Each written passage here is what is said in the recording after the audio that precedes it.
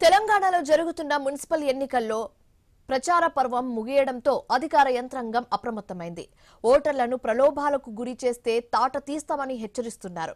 కామారెడ్డిలో పోలీసులు flag March నిర్వహించారు. ప్రధాన వీధుల గుండా కవాతు సాగింది.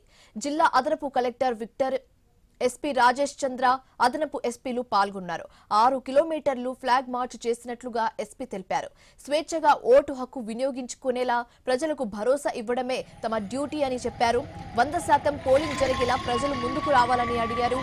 సమస్యాత్మక ప్రాంతాల్లో గట్టి బందోబస్తు ఏర్పాటు చేశామని చెప్పారు.